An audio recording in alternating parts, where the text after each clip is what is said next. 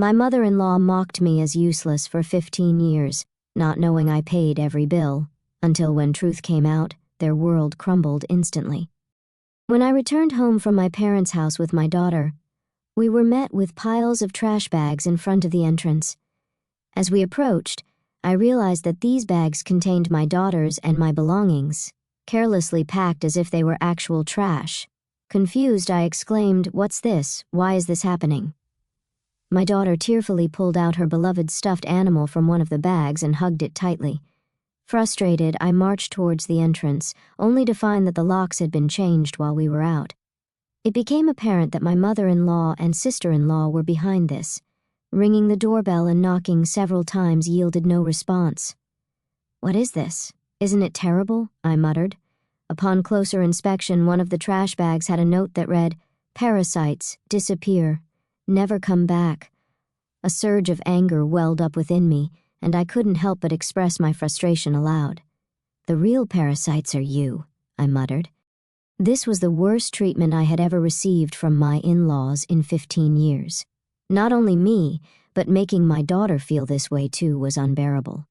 My patience exhausted, boiling with anger, I loaded our belongings into the car, and we returned to my parents' house. "I will never come back to this house again," I declared. "I'm looking forward to seeing what happens to the parasites when their host is gone." My name is Sarah. I am currently 43 years old. I live with my husband, daughter, and my husband's mother and sister. I can't say we live happily. I work from home, but this house is never peaceful. The issue lies with my mother-in-law and sister-in-law, Diane. They have disliked and ignored me for over 10 years. As my daughter Tracy grew up, it bothered me less and less. I mainly work as a personal consultant. I started as a fortune teller, but as my blog became popular, I began receiving more consultations on attracting customers, leading to my current job. I met my husband Kent through a friend's introduction when I was training to be a fortune teller. He's working at a pharmaceutical company, and I also do affiliate marketing as a side job, which is finally starting to take off. Kent gave me enthusiastic advice on attracting customers when I expressed my struggles with fortune telling. Attracted by his kindness, we started dating and got married a year later. At that time, our income wasn't great, but Kent always supported me. I'm so glad I married Kent. I truly felt this way. Living with my in-laws began about a year after I got married. It started when my father-in-law, who had been healthy until then, suddenly passed away. My mother-in-law felt insecure about the future and asked my husband to live with us. We agreed to live together in exchange for her taking care of the household chores. Initially, my mother-in-law welcomed our living together and was happy. I hoped we would get along well, but I was mistaken. 2 months later, she began completely ignoring me, perhaps dissatisfied with me not helping with the housework. Soon, my sister-in-law Diane also started ignoring me.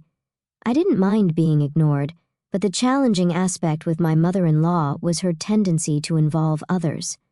Not only did Diane hear about it, but even neighbors and relatives were informed. My daughter-in-law stays at home but says she's working, leaving all the housework to me.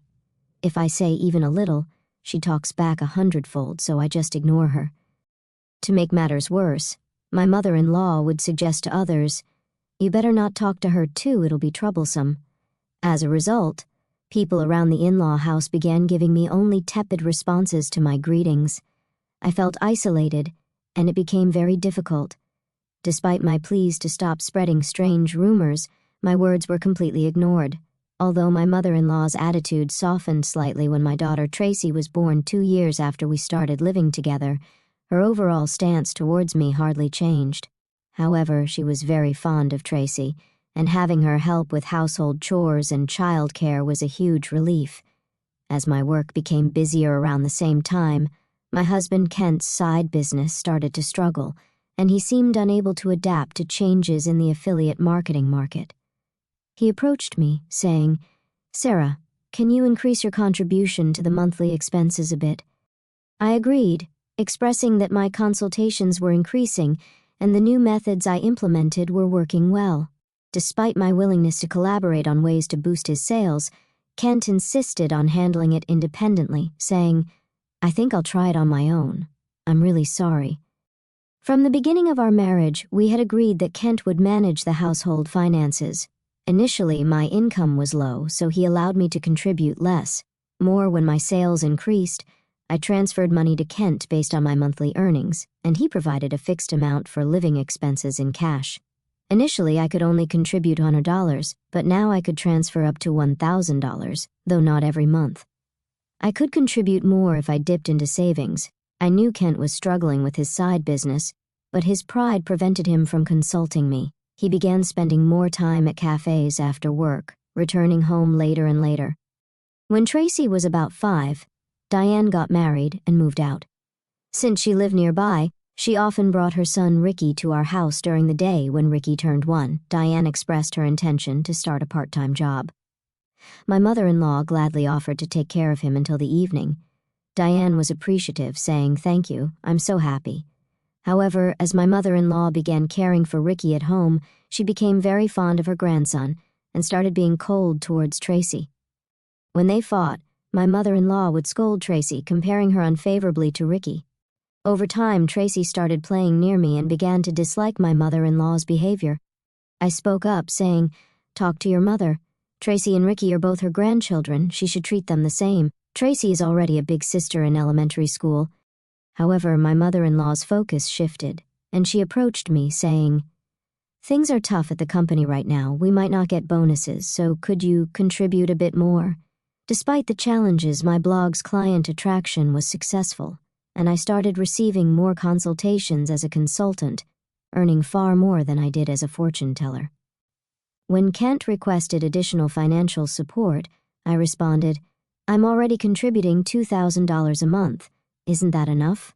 "Yeah, I'm embarrassed to say, but my salary has decreased, and the side business isn't going well." "Don't be secretive. We're a couple. We should support each other in tough times." "I'm really ashamed. Thank you." Later, the amount I contributed gradually increased, and eventually, I was transferring $4,000 a month to Kent. Still not wanting to hurt his pride, I let Kent continue to manage the finances. When Tracy was in 6th grade, Diane came back home with Ricky. It seems Diane got divorced due to her infidelity, but I don't know the details.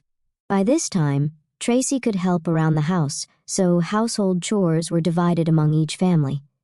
Being ignored by my mother-in-law and Diane continued, but it no longer bothered me. It's unfortunate that I couldn't give Tracy her own room when she started middle school, as Diane's return meant we ran out of rooms. One night, while discussing which tutoring school Tracy should attend for middle school, Diane suddenly said, "Hey, tutoring is expensive. Why doesn't Tracy study by herself? Could you stop making such comments? I'm paying for the tutoring, so it's none of your business." "What? Sarah is paying? Impossible. You don't earn anything. Kent said he's supporting you. You're just a leech, aren't you? Haha, you married him because he has money, right?" "Exactly. Kent told me not to speak ill of Sarah, but that's just shameless." My mind was filled with questions. What does this mean? What has Kent been telling his mother and the others? Kent is the one supporting this house financially. It's about time we put an end to the parasite's lifestyle. I feel bad for Tracy, but if we pay for her tutoring, we won't be able to pay my compensation. Not be able to pay? Are you saying our house is paying for your compensation, Diane? Kent said he would pay for it. You should spend your money on Ricky. I began to understand the deception and felt my anger rising. My husband had always managed our household finances, and my mother-in-law had taken care of the household chores and child care until Tracy grew up, so I thought they knew I was also contributing to the household expenses. Is Kent bearing all the expenses of this house, including your living expenses and the compensation Diane is supposed to pay? Be quiet. It's only natural for a family. You're the only outsider here, not related by blood, and yet you act as if living here is your right. It really makes me angry. I contribute money too. Don't talk back.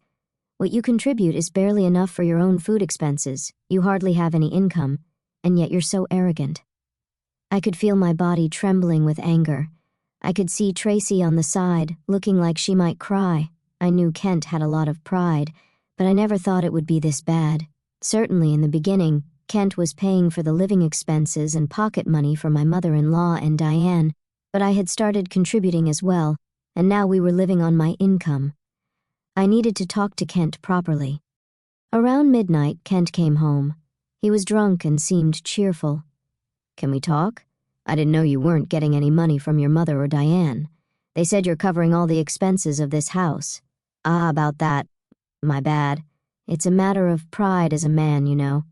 When we started living together, I was paying for everything. There wasn't a right moment to say you were also paying, and in front of the family. Let me be the eldest son a little, please." Kent, with a light-hearted tone like in a comedy sketch, put his hands together. "Oh, that's right. I'm going to come in this Saturday. I'll be gone for a week. Take care. Why? I got invited to a seminar in Canada by a friend I'm doing a side business with. I'm going to make it a success, so cheer for me, Sarah. Well, I'm off to sleep. See you tomorrow." My husband lay down on the mat in a cheerful mood and soon started snoring. My anger wouldn't subside, but recently, with Kent coming home late, we hadn't talked much, and I had no idea about this. I thought he was joking while drunk, but on the weekend, Kent really left with a large suitcase. During Kent's absence, I had the freedom to use the car, so I decided to take Tracy back to my parents' house. The next day, a shocking event awaited us. "Mom, what is that?"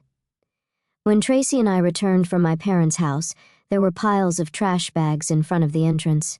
Upon closer inspection, these bags contained mine and Tracy's belongings, carelessly packed just like real trash. "What is this? Why is this happening? I don't understand." Tracy, crying, pulled out her loved stuffed animal from the bag and hugged it. Furious, I headed towards the entrance. Has the lock changed? It seemed that the locks had been changed while we were out. This must be the work of my mother-in-law and sister-in-law, Diane. I rang the doorbell and knocked several times, but no one came out. What is this? Isn't it terrible? Upon closer inspection, one of the trash bags had a note saying, "Parasites disappear. Never come back." I felt a surge of anger from the bottom of my heart. The real parasites are you. I couldn't help but let out a swear word. This was the worst treatment I had ever received from my in-laws in 15 years. Not just me, but making my daughter feel this way too. I finally lost my patience. With boiling anger, I loaded the luggage into the car, and we returned to my parents' house. I will never come back to this house again. I'm looking forward to seeing what happens to the parasites when their host is gone. When we returned to my parents' house, they were shocked. I hadn't told them about the ignoring from my in-laws, the money issues, and most of all, their attitude towards Tracy, not wanting to worry them. My parents said, "There's no need to go back to that house. You should claim compensation from them." They cried with anger and told me to stay with them. My mother's words, "You really had it tough," made me cry too. In reality, I had been trying my best all this time. Enough is enough. I finally decided to confront my feelings. While staying at my parents' house, I contacted a friend who had introduced me to Kent. She was connected to Kent's side business friends. "Are you doing well?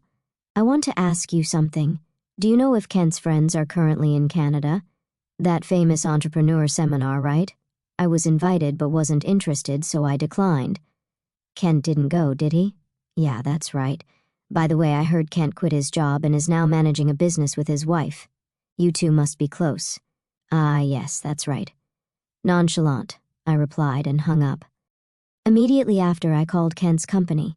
What my friend said was true, and to my surprise, Kent had quit his job 2 years ago.